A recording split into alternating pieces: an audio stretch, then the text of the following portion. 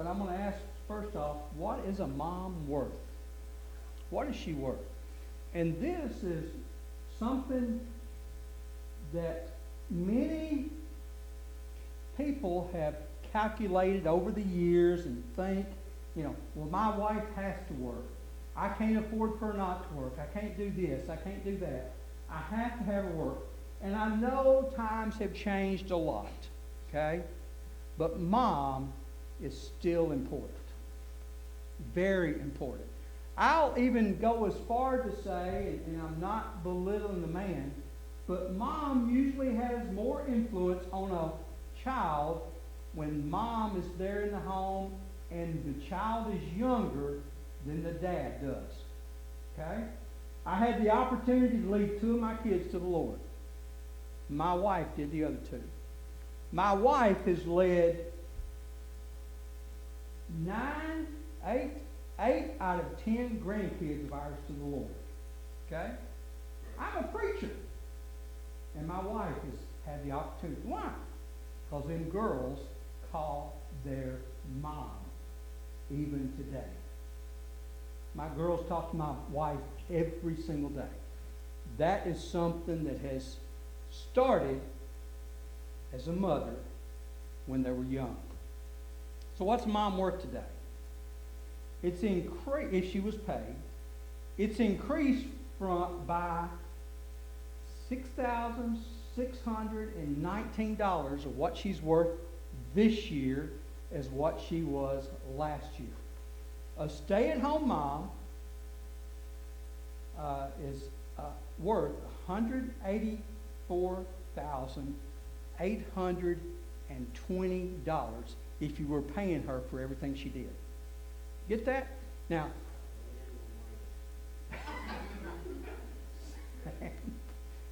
$184,000. Now, I've made that in my lifetime, and I've made a lot less in my lifetime. I'm fortunate enough that my wife was able to stay home most of our marriage. Okay? I'm blessed by that. We homeschooled. She led 2 of the 4 to the Lord. They've got that bond, and I've got that bond with them. And I put here in my notes, dads, we're falling behind year by year. We're falling behind. We will never be worth what a mother's worth in our paychecks.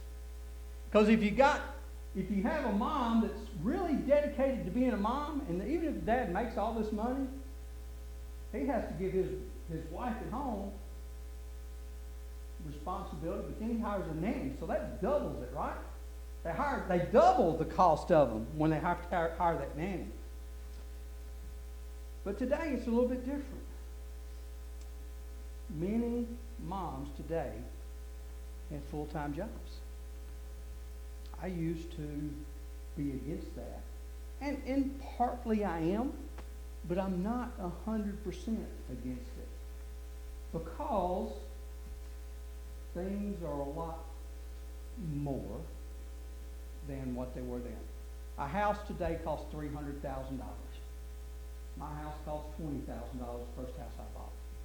Okay? My last house I bought, I paid $75,000 for it. But now it's worth $300,000. That's average in Cookville.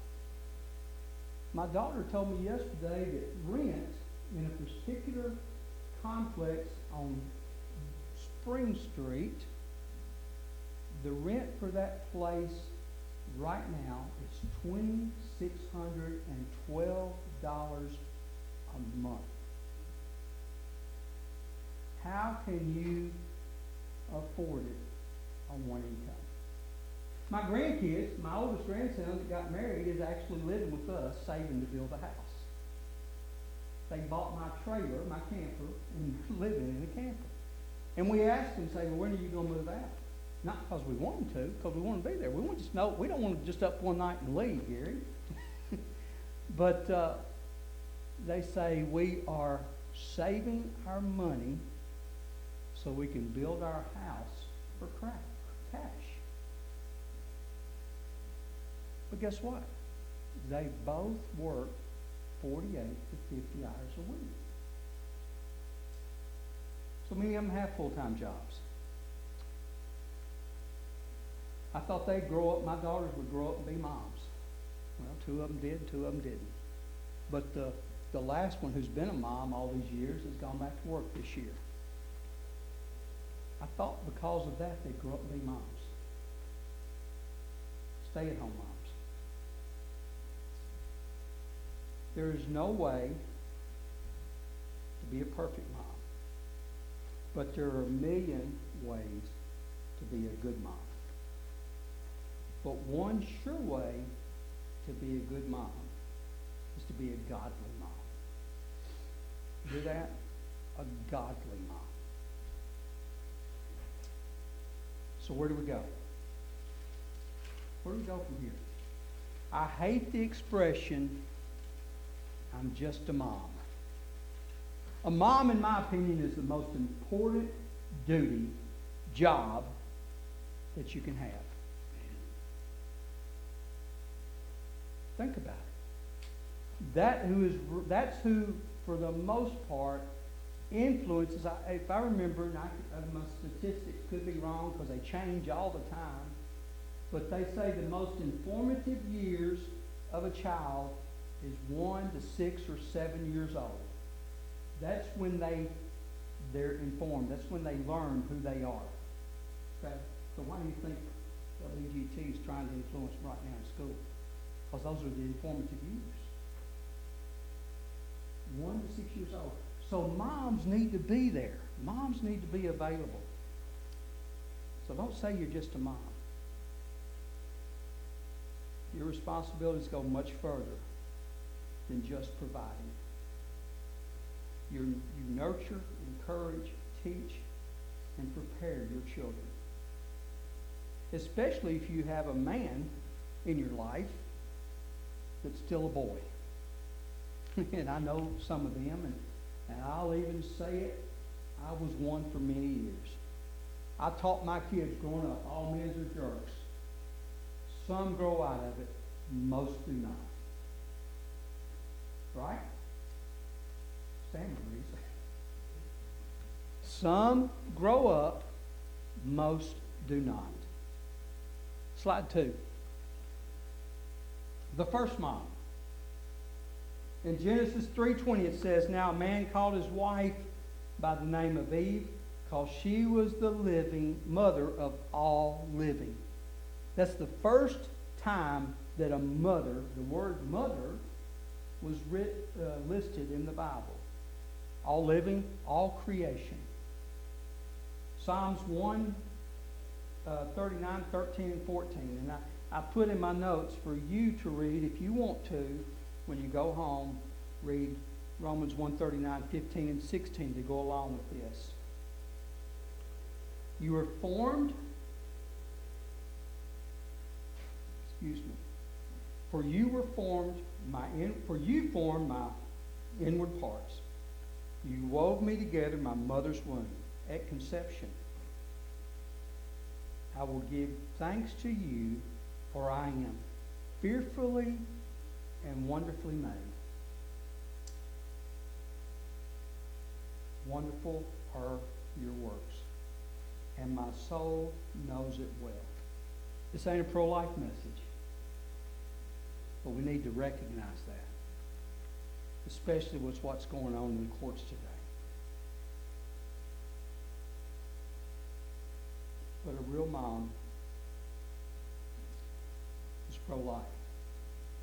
But sin has corrupted the choice of life.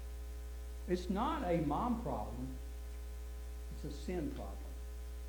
That's what corruption does. That's what sin does. It corrupts. With all the garbage today, that doesn't change God's word or God's plan. John 16:21. Whenever a woman is in labor, she has pain because her hour has come.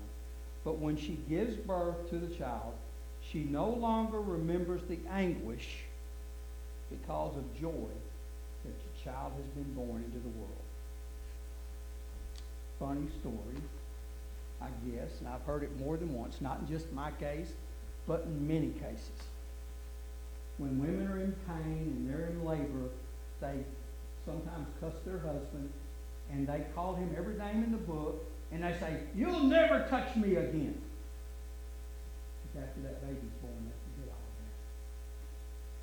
that. Right? That's what happens because you're fearfully and wonderfully made. Can a woman forget a nursing child and have no compassion on the son of her womb? Even these may forget, but I will not forget you. Behold, I have inscribed you on the palms of my hands. Today, careers are put before children. Today, careers are put before anything. Today, because of situations in our world today, the child, even if the child is born, is put on the back burner, has been thrown off to the trash, been thrown off to whatever. And Monday night we prayed for their kids that will be basically homeless during the summer, that won't have meals, that won't have parents, that won't have anybody to show up and take care of them. What we hear today, Roe versus Wade, where are moms? Where are the dads? Don't buy into the lie. If God knew you in your mother's womb and you were fearfully and wonderfully made, God had a plan. God had a plan for life. Next slide. Christian moms in today's society. She's industrious. Christian mom. Those passages are all the things about Proverbs 31. And I just broke them down, and I'm going to go through them real quick. She's industrious. The mom and the wife. They're industrious. An excellent wife. Can you find one? They're hard to find. You have to be picky. You have to make sure they have the same values you do. For their worth is above jewels. What's that mean? It means it's greater value. They're worth more than jewels. The heart of their husband trusts her, and she will have no lack of gain. She adds to his worth. That's what that verse means. A good woman adds to a husband's worth. You have to understand that, men, that she's worth something. She does him good, not evil, all the days of her life. She looks for wool and flax and works with her hands in delight. She's like a merchant. She's like merchant ships. She brings her food from afar. Now it really comes from afar because it comes from Japan, a lot of it. She rises also up while it's still night. In other words, she gets up early. She starts her day early. And she goes to bed late. My wife got up yesterday morning at 5:30, and she went to bed last night at 10:30. I got up about 7:30, maybe, and I went to bed just about the same time she did. She was whipped. I was still okay. She gets food for her whole household. When we went through marriage counseling several years ago, the pastor that did our marriage counseling said his wife always got up 2 hours before him so she looked presentable when he got up. That he would get up and see his queen. Now, I told my wife that's not necessary. You're my queen when you go to bed. You're my queen when you get up. But that was the thing that they did many years ago when we went through our marriage counseling. And the portions of her maidens, she considers the field and buys it. Her earnings she plants in a vineyard. She girds herself up with strength and makes her arm strong. She seems that her gain is good. Her lamp does not go out. In other words, she doesn't ever sleep. But did you catch that? I've never caught that part of Proverbs 31 before, to a degree of she's industrious. She does things to make gain for the family. A garden, going out and buying things and selling them and all that. Okay? Her husband is known in the gates.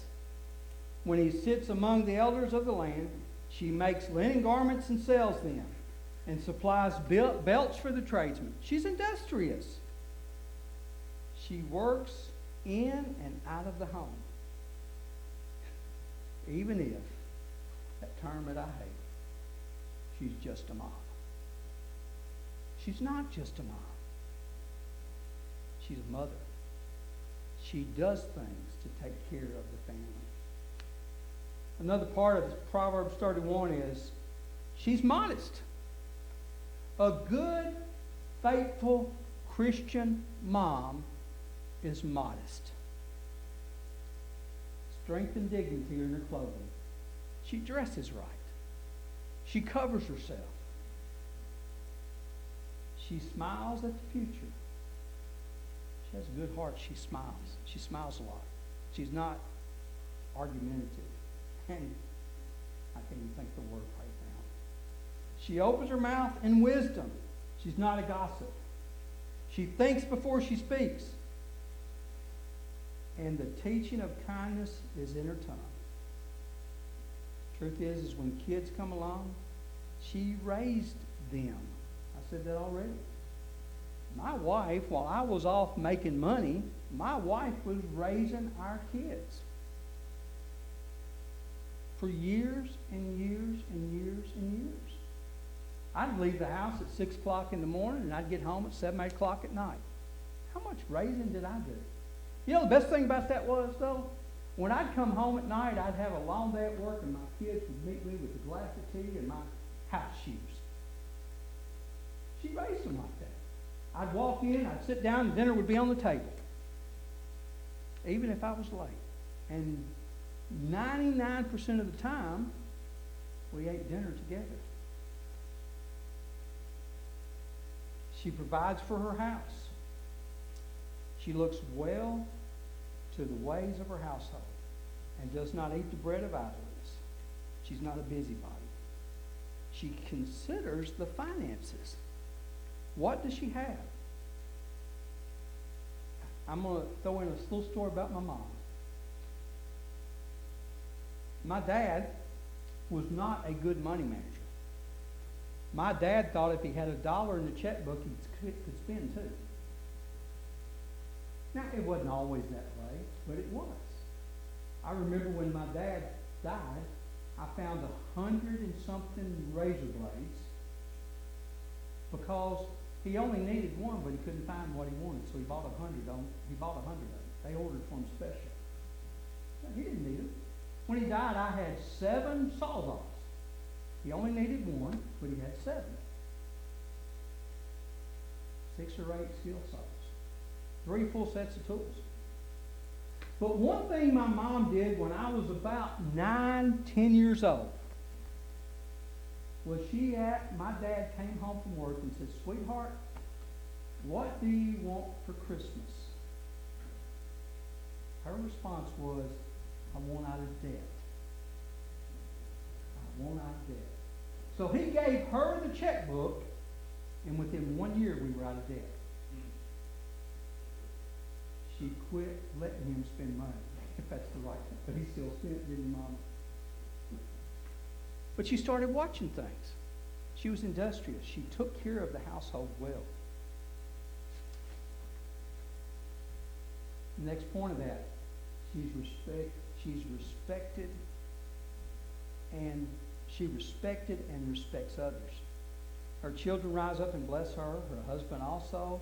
He praises her, saying, "My daughters have done nobly, but you excel them all." In other words, my daughters have done well, but my wife was the example in my home. Better than even Daddy. We need to give moms a lot more credit. Charm and deceit, beauty and vain, but a woman who fears the Lord, she shall be praised. Give her the product of her hands.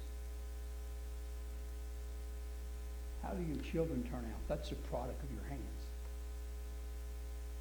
That's what's important, is what your kids turn out to be. And let her works praise her in the gates. Exodus 20 verse 12 says, Honor thy father and your mother, that your days may be prolonged in the land which the Lord God gives you. Proverbs 23:22 and 25 says, And do not despise your mother when she's old. Let your father and your mother be glad, and let her rejoice who gave birth to you. What's that mean? It means respect her, care for her, honor her. Sometimes it even means being a parent to her. Too many times we're in a throwaway society where we throw our elderly away. We don't have time for them. We put them in a nursing home. I was raised around nursing homes, so I'm speaking from experience. Where people lived in a nursing home and their kids would not see them, and you wouldn't believe growing into these nursing homes how these old people love visitors. 1 week from today, I'll be preaching at Mayberry, whatever it's called, down in Jackson County, Gainesboro. I got a call and asked me if I'd come preach. I'm on the schedule for once a month, unless they can't find somebody to take its place, and I'll be going 2 or 3 times a month. Okay? We have to remember our elderly while we still have them. Now, most everybody in here, I guess, has lost their elderly, except for me, my mom. But you got to take care of them. She stands for what is right. A mom stands for what's right. On the top of the heights, beside the way where the paths meet, she takes her stand. That's I didn't say Proverbs 8:2. Take a stand. Stand for your children. Stand for when things go wrong in their life. There are moms there that don't stand up for their kids today. And their kids suffer. Don't be a disappointment or a burden to them. They will always love you. Even if you have a kid messed up, that's messed up, moms always love them. That's what mom does. That's what God put in mom's hearts. 1 Samuel 1:26 and 28, she said, O my Lord, as my soul lives, my Lord, I am the woman who stood here beside you, praying for the Lord. For this boy I prayed, and the Lord has given me my petition, which I asked. So I have dedicated him to the Lord. As long as he lives, he is dedicated to the Lord and worshipped. And he worshipped the Lord. Now, who's that about? I went blank. I didn't write her name down. But it's in the book of Samuel. It's when the lady was having a baby, or didn't have a baby. She kept Hannah. It's Hannah. Hannah could not get pregnant, could not get pregnant, could not get pregnant. She prayed for the good Lord and begged God to give her a child. And in that prayer, she said, God, if you give me that child, I will dedicate this child to the Lord. God gave her a child, and she dedicated him to the Lord. Now, she did something that most of us today wouldn't give. She gave him to the temple. Okay? But you don't have to give a child to the temple to dedicate him to the Lord. You bring him to church, have him dedicated, and you pray for that child, you spend time with that child, and you pray a prayer of dedication over them. And pray that God will raise them up to be godly kids. She gives herself to the Lord, and she gave her child to the Lord. That's what God calls us to do. Now, moms, I think I got ahead of you, Tyler. number 4 slide. Yeah, I'm too ahead. Retired moms and grandmothers. Don't think because you're retired or you're a grandmother, you're out of the kids' lives. You know, too many times, because I work with a lot of retired people, okay? Well, I just don't take care of my grandkids. I told them that they can take care of their own kids. I've raised my kids. Now, what happens if something goes wrong? Well, I can't do it. It's right out of the pit of hell. You do not have to raise your kids, but you need to be a part of your grandkids' lives. You need to be an active part of your grandkids' lives. Older women, and I put here, it's Titus 2, 3, and 5. Older women, I put grandmas. I think grandmas. Are grandmas most of the time older women? Now, my mother wasn't. She was a grandma at 38. But older women, likewise, are to be reverent in their behavior, not malicious gossips, nor enslaved to too much wine, teaching what is good. Teaching what is good, so that they may encourage young women to love their husbands. Would the divorce rate be as high in America today if moms, grandmas, mothers did what they were supposed to do to teach their daughters not only to love their husbands, to make sure, though, that God, you married the man that God wanted you to marry, not the man that you wanted to marry. Think about it. I taught my daughters never marry anybody unless you be willing to marry them in case you fall in love. And it worked with one of them. Worked with two. No, it worked with 3 of them. It worked with 3 daughters. One of them fell in love early, and she got married, and it didn't work out. She found out who he really was after he got married. But you have to raise your kids God's way. Encourage the young women to love their husbands and love their children. To be sensible, pure, workers at the home, kind, being subjected to their own husband, so that the word of God will not be dishonored. Godly grandmothers encourage. They encourage especially young mothers trying to live out a life best that they can, that God's called them for. She teaches. A godly mom teaches. Train up a child in the way he should go, and when he's old, he will not depart from it. Hear, my son, your father's instruction. Put there your mother's instruction. And do not forsake your mother's teaching. Indeed, they are graceful, wreath to your head, and ornaments to your neck. Every part of her, every part of your day, her day, your day, should be teaching moments. A mom should be wake up teaching, go to bed teaching. Teaching while they're at the wayside. Teaching, in Deuteronomy it talks about that over and over and over. Train up a child. Teach your child. Teach your child. Teach. When you get up, you teach them. When you lay down, you teach them. When you sit down at the table, you teach them. When you work in the field, you teach them. That's what the book of Deuteronomy says.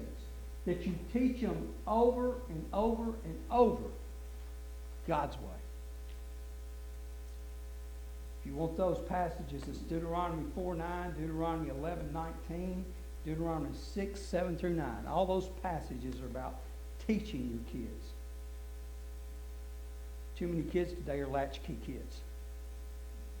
They get home, get off the bus, go in. Some lock the door behind them, some don't. Some of them stay out time till mom and dad get home from work. They turn on the TV and ungodly stuff on the TV. Have you noticed the cartoons on TV recently? How ungodly, how disrespectful they are? Has any of your grandkids got these phones or these iPads where they can bring stuff up? Every time they come to my house, I take it away from them. you're not teaching them if you're letting that go on in your life. John 3, 3 John, verse 4 says, I have no greater joy than this, to hear my children walking in the truth. That's a joy for me, that I know my kids are serving the Lord, not necessarily as closely as I'd like to, but I know they're Christians. I know that they're raising their kids with Christian values. I know they're raising their kids to understand what the Bible is. I know that when they come to my house and they got a question for Pawpaw, it's because maybe Mama didn't understand that question. But they have questions all the time. I know that my grandkids call my wife, not Pawpaw, it hurts my feelings sometimes. They call my wife and say, Debbie, I want to get saved. Will you come tell me what it means to be saved? I know that the last one that made a profession of faith, Debbie asked him why. He said, I started reading my Bible. I just needed to know some more. Why'd you call me? Because I knew you'd explain it. That's a mom. That's a grandma. 2 Timothy 1:5 says, For I am mindful of this sincere faith within you, which first dwelt in your grandmother. Remember, I went back to grandmas. Your grandmother, Lois, and your mother, Eunice, and I'm sure that it is in you as well. 3 generations right there. 3 generations of godly moms. That's what God's looking for. 4, 5, 6. I don't care. I've heard many say today that they need to let decide some things on their own. Do you let them decide whether to go to school or not? Oh, but you can't ask them to go to church because they got to decide that on their own. What are the informative years? And I even put in my notes here. Deciding on their own, how's that working out for you? Have you seen the protests lately? Those kids made decisions on their own all the way through life. And look at what's going on in our world today. What makes a good mom? And I'm not going to read all this passage. I invite you to turn to 1 Corinthians 13. 1 Corinthians 13 is called the love chapter. Love is what makes a good mom.